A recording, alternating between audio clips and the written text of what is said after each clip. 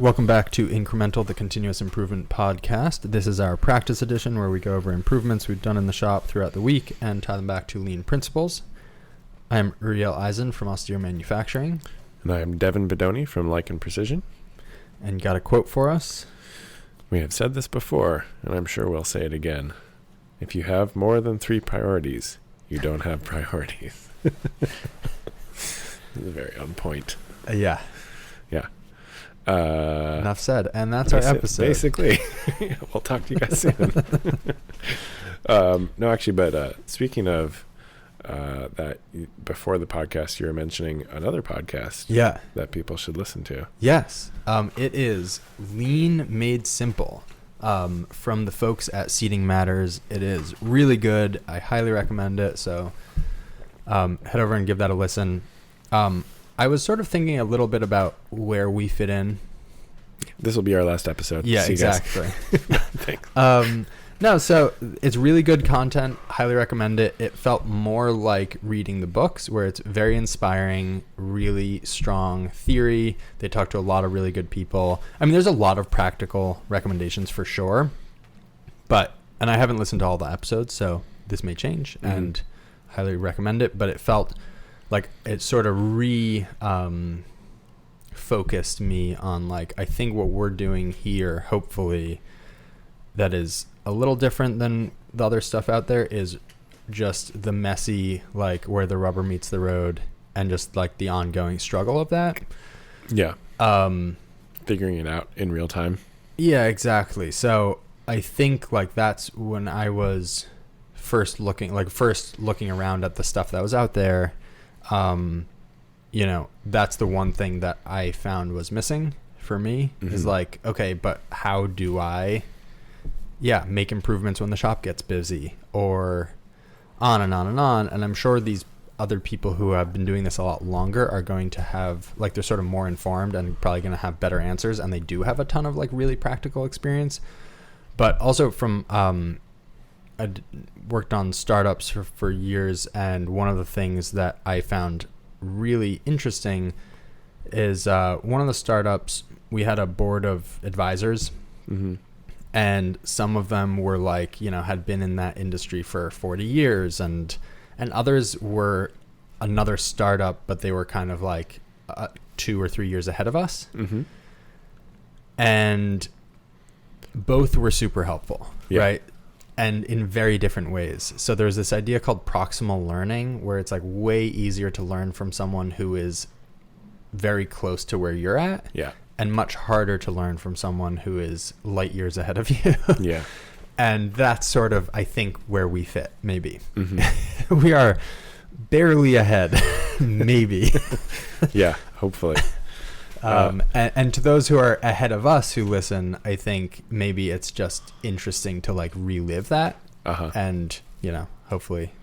Yeah, and hopefully we offer some benefit in being, like, going back to a book and, like, re-inspiring those thought processes again, and running through your own thoughts again, and inspiring revisiting.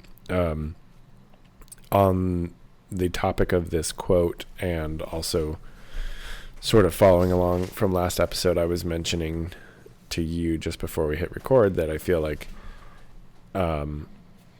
in my business, in regards to having priorities and, like, workload and improvements and stuff, I feel like I've been kind of suffering from this, like, I use the term whiplash, but it's a little more like jerking, I guess, where we get into a phase of a lot of creativity and problem solving and come up with a lot of things to tackle. And then we kind of get into a long phase that can feel a little bit of a slog, where we kind of work through those issues. And then we get into a phase where we are kind of coasting well on the improvements that we've made. And then those things kind of start to break down. And then we loop back into the creativity and problem solving phase. And I think it often makes me feel like, I guess, what am I trying to say here? There's not a lot of that period where we are just, like, doing really good work. And right. I think part of, during the implementation phase, if you want to call it that, we're in this like we have too many priorities problem, and we're spread too thin, and we're not doing anything well. And then in the like coasting phase, we have stopped being attentive, and so we're not improving things, even though that is the time at which we have probably the most bandwidth to do it. Yeah. And anyway, it's just an interesting thing to try and figure out how to break these things down into more of a constant, small, incremental process instead of these kind of big jumps. Yeah, that's an interesting conundrum.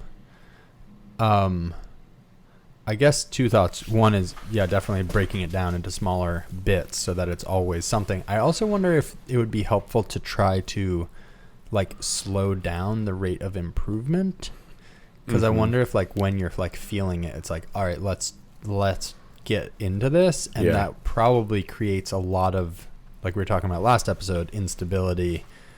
Not that things go wrong. Like, I think it's worth noting that you ship good parts like regularly. Sure. Right. Like you are doing good work, but it just feels I guess I meant disorganized good or internal work. Yeah.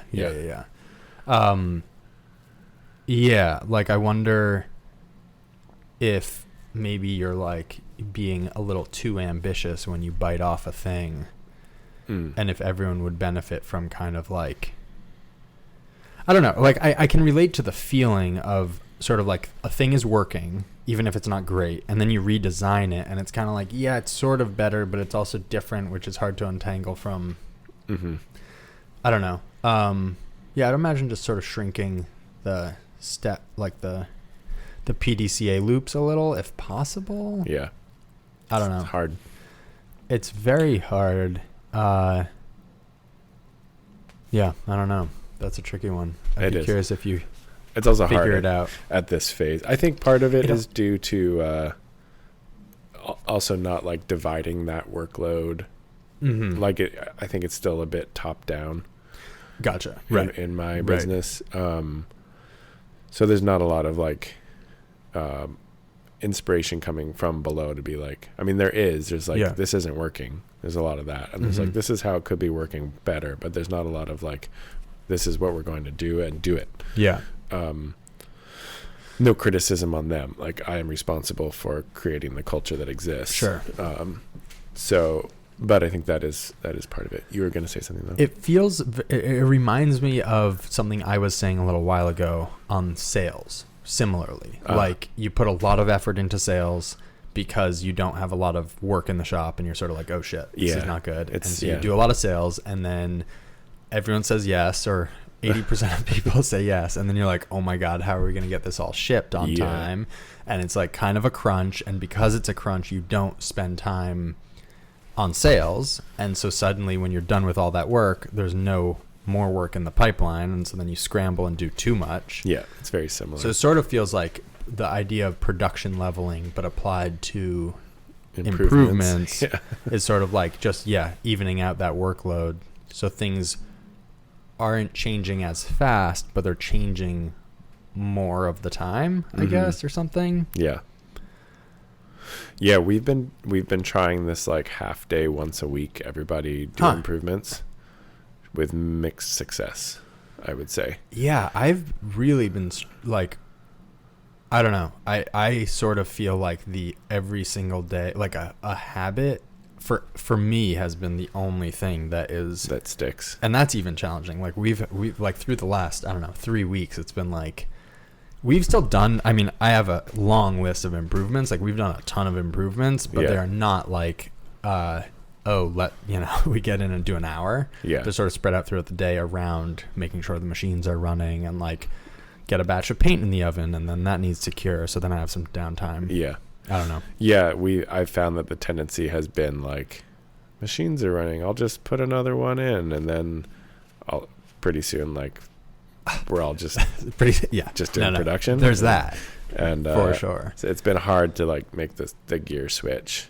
Aside from me being like, I'm gonna I'm gonna go turn everything off. Right, and like it's sort of funny because we go home every night, most nights anyway, and so clearly we are okay not having all the machines running. Right. So this is like, you're okay with it for 16 hours of the day. And so now we're saying push that to 17 hours. But still, it's hard. It's hard getting in there and watching them and they're idle. Yeah.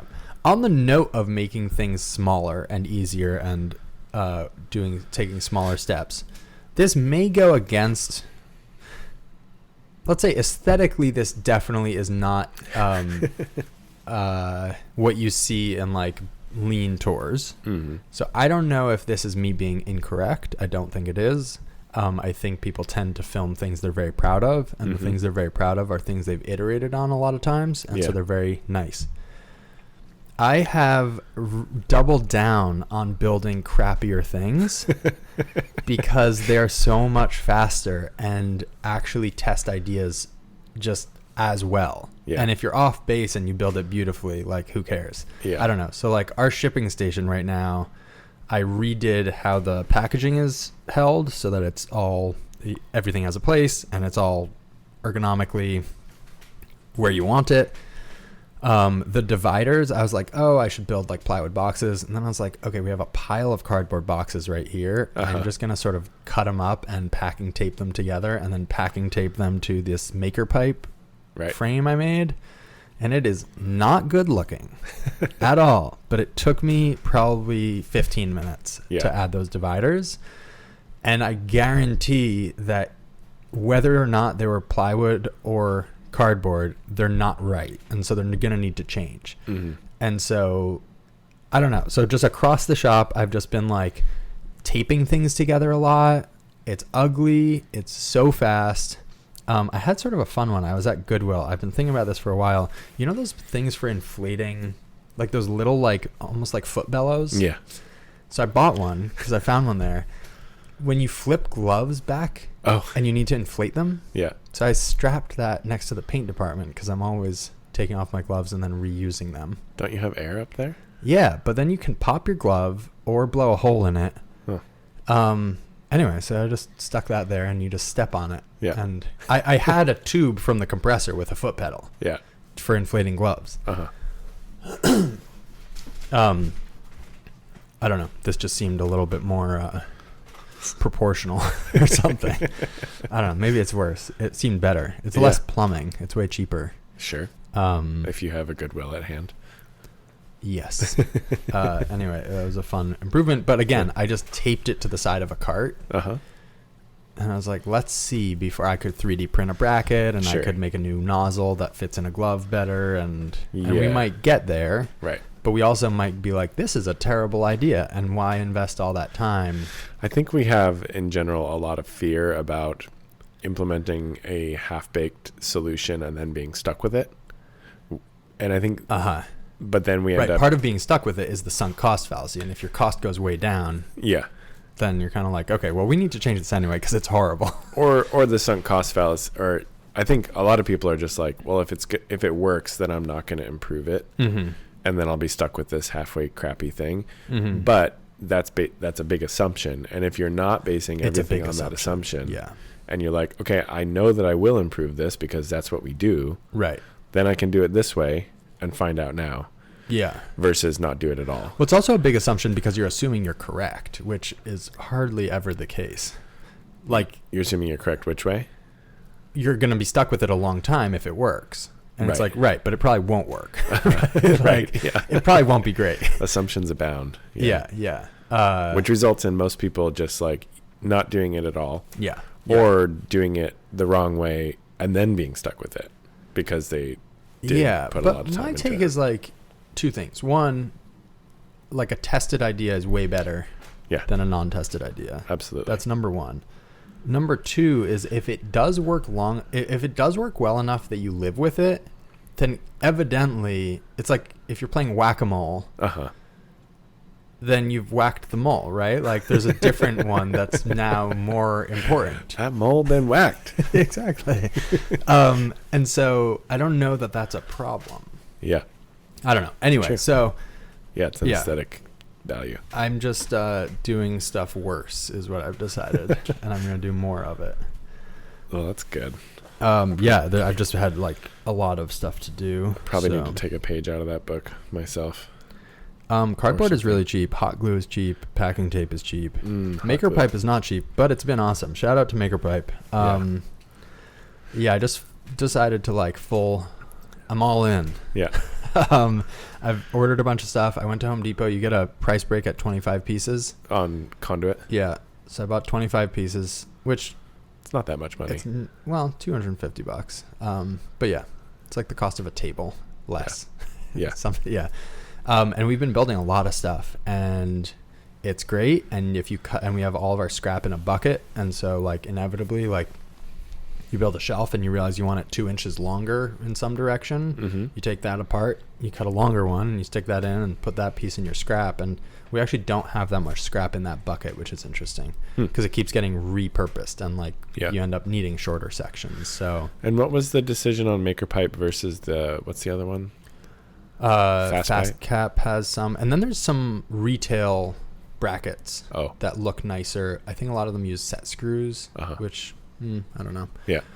The decision for me, again, getting back to making it fast and cheap, Fast Cap, and this may have changed, was doing mostly for 1 inch, and Maker Pipe does 1 inch and 3/4. The 1 inch, I forget the pricing, but it's substantially more for a length of pipe. Yeah. And I was just trying to get the cheapest possible thing to prototype. I will say it's a little more flexy than I'd like, but that's solvable. And then with geometry, it's not really been an issue, I will say. And I haven't, there are some things we have decided to not use it for because of its lack of rigidity, and maybe 1 inch would have cleared that hurdle. Like now that I'm thinking about it, the joints are probably like if you think about the torque, right? And you push that out diametrically, you're going to have better like rigidity, not only in the strength of the beams or tubes, but also in the joints. I'm not sure that that's the best choice, but it is the choice we made. Do you feel like you have a good trend line now of which joints you end up needing a lot of? No, but instead of that, I have Kanban. Yeah. So we have them all Kanban, and then when you start running out, it triggers a reorder. So kind of so you just decided on what you're going to stock and what your minimums are, basically, and you're just doing that. Yeah. And it's been really nice. It's reduced the friction substantially of building like more complex things like assembly stations and stuff. And a lot of that is just reducing the like fear of commitment, I think. Yeah. I think we're going to need to do that at some point. We have kind of a lot of rando projects that we're like, okay, we need to do this, but that means a trip to the lumberyard and setting up what exact size do we want? And then like who's going to do it? Like not everybody in the shop is super comfortable with woodwork. There's a list of tools I would buy right off the bat for it. One is a pipe cutter. The other is a deburring tool that does the inside. Because we had someone cut themselves. Like after we built the thing, they just like brushed it and it was really sharp. On the inside. The pipe cutter takes care of the outside. Which is nice. And then a 5mm drive for your drill. Away you go. I guess we should talk about some actual improvements. I guess we probably should. You got a monster list. I do. Well, here are some of the more exciting ones. I hired Elisha a while ago, my brother, to do CAD work, and he's been hammering through all sorts of jigs. Cool. Which has been awesome. That's not where I imagined him starting, and that makes so much sense now that you say it. Yeah, it's really awesome because it's not that critical. I mean, it is super critical. It's not that critical that they be perfect. Yeah. And so we have a new sewing jig for the belt. We started without one, and we were creating a lot of scrap, and that's worked really, really well. A new assembly jig for the belt as well. We're on printed versions that we've actually put on the line. We're on V3 with little improvements throughout. I had a funny one. forget if I talked about this. Our screws are stainless steel, so they're not magnetic. And so yeah, I don't remember if you talked about it or not.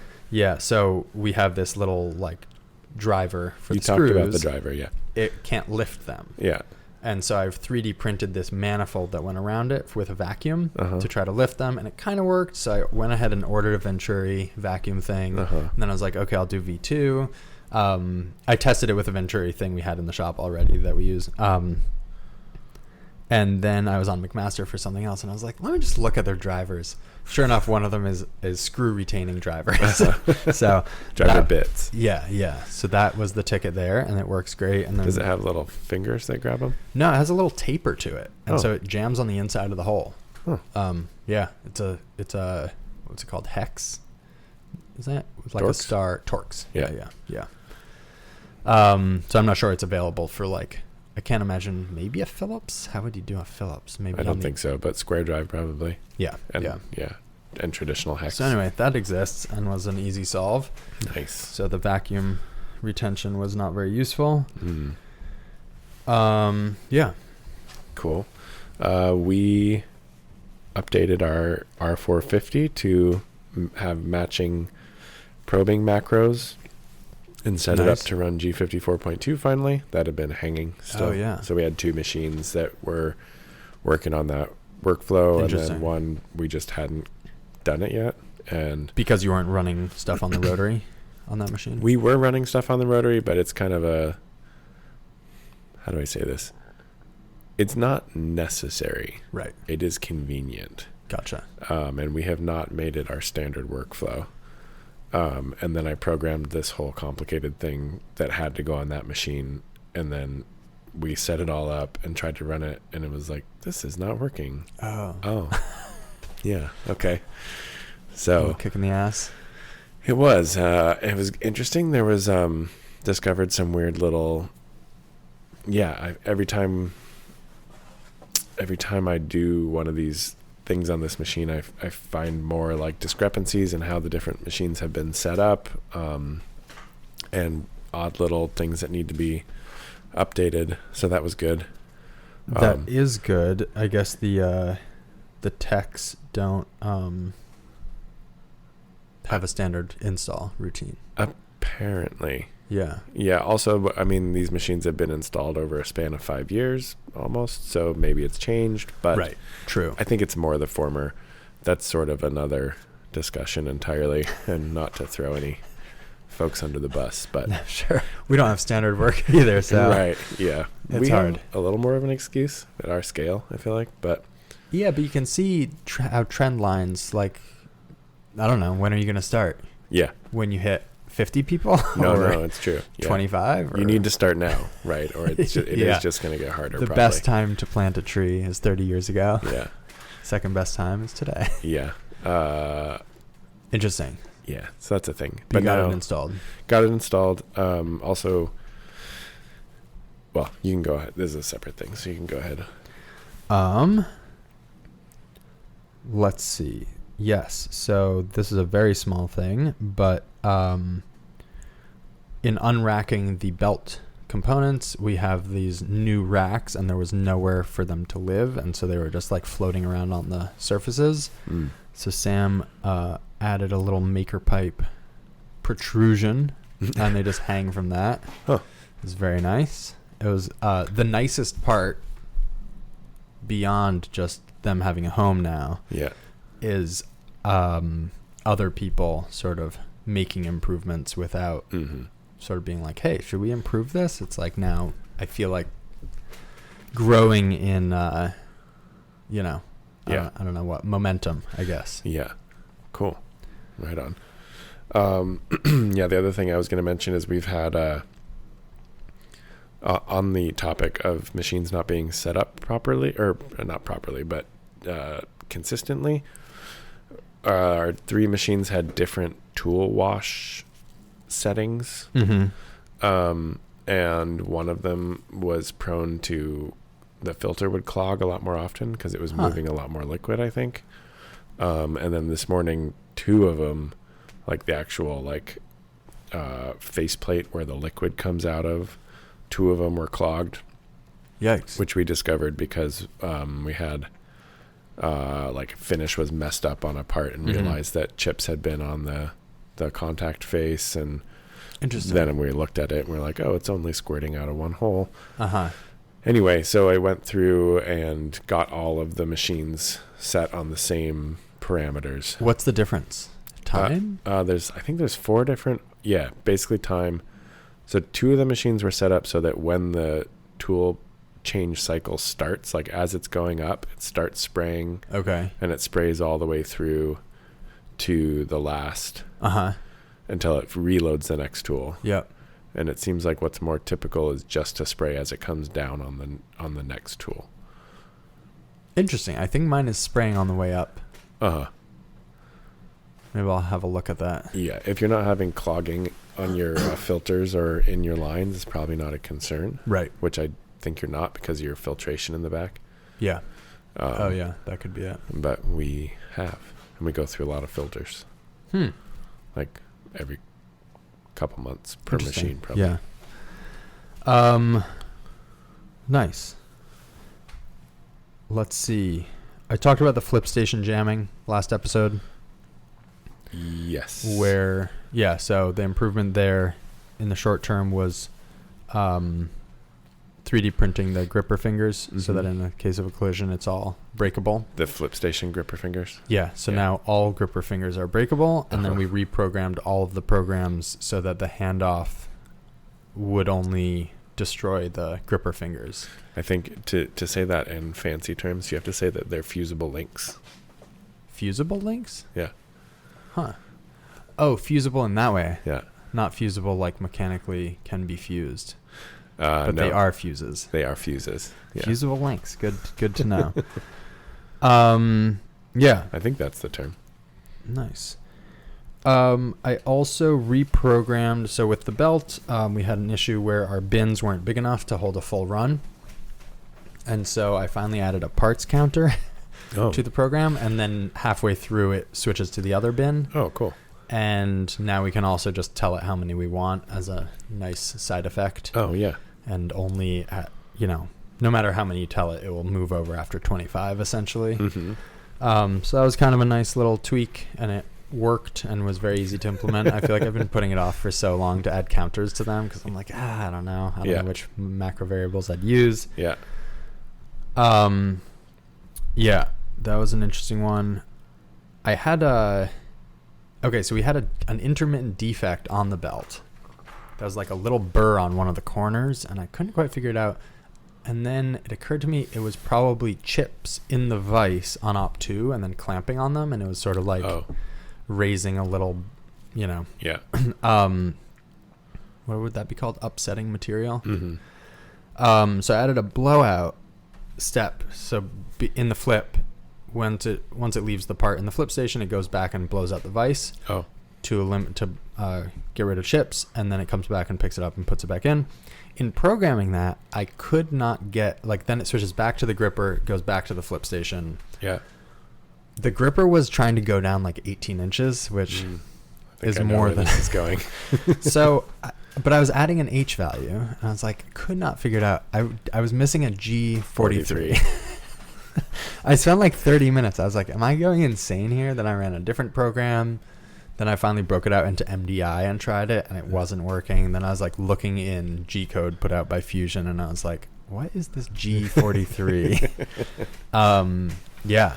So what is G43? It's just telling the control like, hey, I'm going to give you a new length update offset. It's telling it to apply the height offset, not just that it exists. Okay, because what was confusing to me is I went to the position screen, and in it you can see which length offset the control is using. Yeah. And it is using that offset, but I guess it's not using it. It just has it stored. It's just like, hey, it's over there. Yeah, and you're like, no, go use that one now. I'm going to drive off this cliff. Yeah, it was trying to break itself. Yeah. I do think running the gripper stuff has been probably the best G-code tutorial that I could have ever had.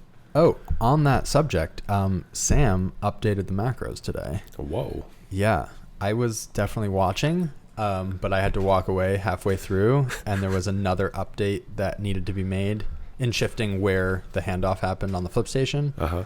And he he read through and found the other spot on his own, which was very exciting. Cool. Yeah. Wow. So that was nice. I feel like if you just picture what the machine is doing at the time, it's like, okay, now it should be doing this. Now it should be, you know what I mean? It makes it a little easier, but that was a huge step. Yeah. You have to know what it should be doing too. Like, yeah, I mean, he's watched the programs run, so then you just have to tie the code into the motions and Right. For anybody else, it's just gobbledygook. Yes. Or unless you're a G code. Right. Wizard. So we solved the flip station, the reject issue by blowing out the VIse. I eventually figured out to plug in a G43, which was very frustrating. But yeah, having confidence, I think I forgot how little confidence you have in programs early on before you have, like in aviation, there's this concept of flight time. Uh-huh. It doesn't matter how obviously safe a change was that you made. Right. If it doesn't have flight time, it's not safe. Uh-huh. Similarly, I never really got that. So I did some work on some aerospace stuff and with people who really knew what they were doing. And I was there as like someone who didn't know what I was like building stuff. Also in cardboard at the time. We were joking about that it was called CAD, cardboard aided design. Mm-hmm. Anyway, this idea of like not testing new on new. So you're not going to put an antenna on and simultaneously change a different bracket that seems unrelated. Yeah. It's like you just don't test new on new. And I was like, okay, I understand theoretically, but like, come on guys. Like we all know that it's fine. In working in automation, I have to say I totally get it because like walking away, like after the flip station jammed and then I was like, okay, it was at that point, it was like 1 a.m. and I was like hoping to run that thing through the night. Uh-huh. I was like, well, this is uncomfortable. Like and if I crash it, like that's going to be worse than missing a night of production. Yeah.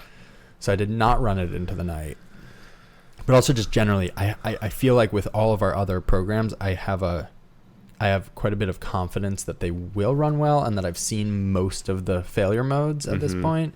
And with these, it's sort of like, I don't know what else could go wrong here. Yeah. And I didn't realize how much I was comfortable with those ones. Right. And now I'm like, oh, walking away from the machine feels risky. Yeah. Yeah. Anyway. Nice. I've been talking about this for close to a year now, and I finally did it. Oh. I just made a little 3D printed doodad that holds a tool tag and a tool so that if you take them out of a holder, they stay together. What does that look like? Like a bin with the same interface kind of? It's just like a little flat thing with a slot across the front that the tag can go into, and then a variety of holes across the back that a tool can sit in. Very cool. Oddly, I forgot the 1/4-inch hole. Not sure how I did that, but interesting. You can fit the 1/4-inch in a bigger. 3/8. Yeah.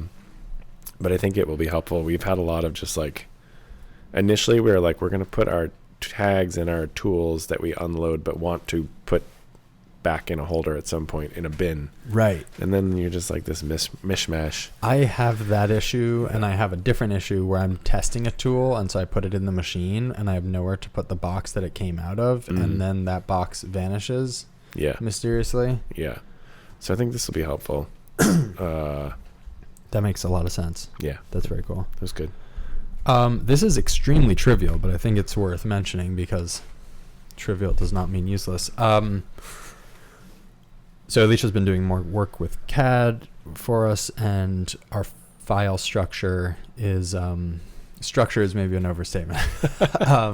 And so he added a folder that is for production tooling, where before it was just like mixed in with all the revisions of a buckle, and then I'd start designing the soft jaws, and then I'd start designing assembly fixtures, and it was just like all a big mishmash. Right. And then you'd restart. And so we're going to, I think, do a lot more work on the digital side. Mm-hmm. But like, he was kind of like, I'm spending a lot of time just scrolling, looking for things. Yeah. And I was like, now that you mention it, I am too. I've just grown used to it. Yeah. And I have more familiarity with what's in there. But right. Yeah, that seems super helpful. I was doing bike-related projects with a friend for a while who his day job was in aerospace.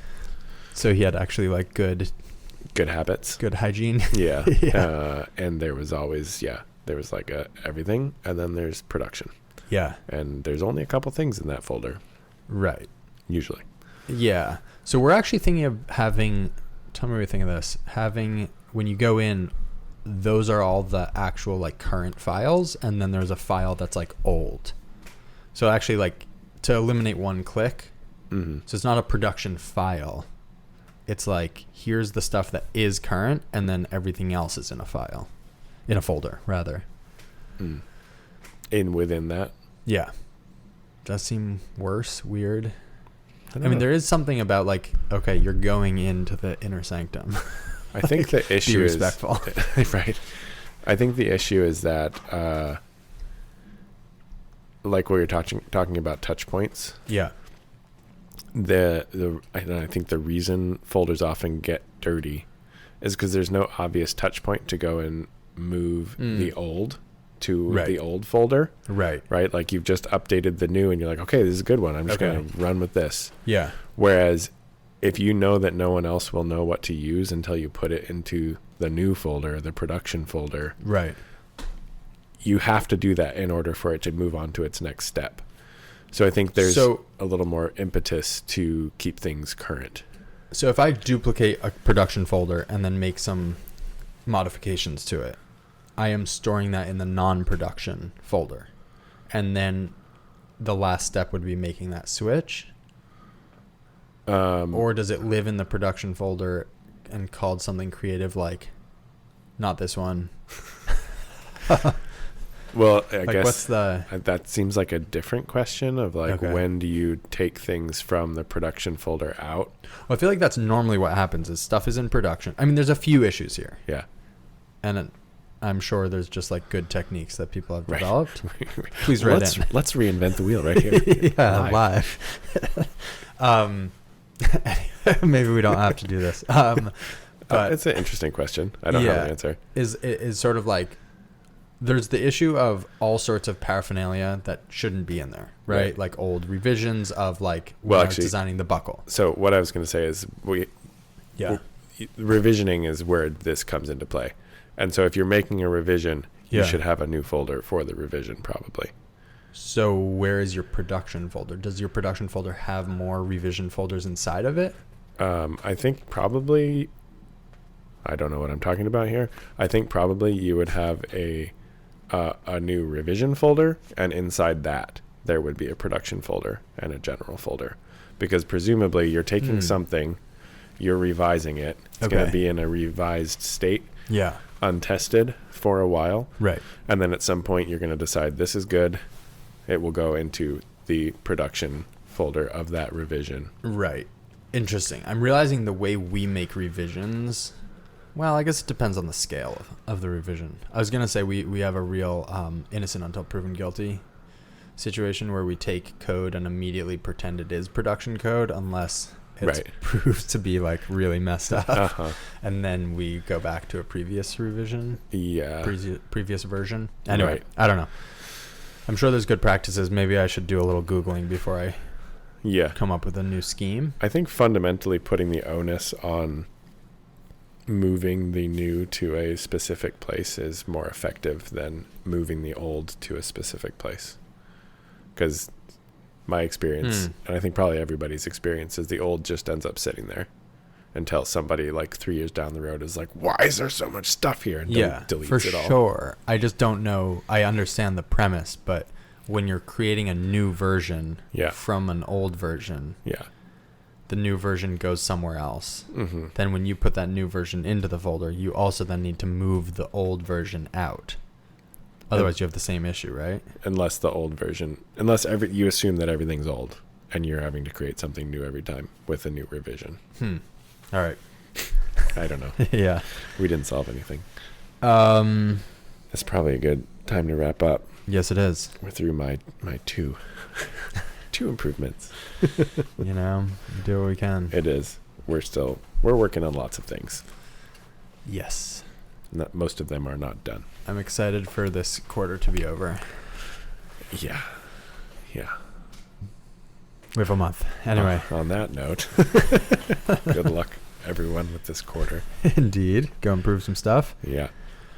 You can find me at lichen_MFG on Instagram, lichenprecision.com on the internet, the podcast at incremental CI on Instagram.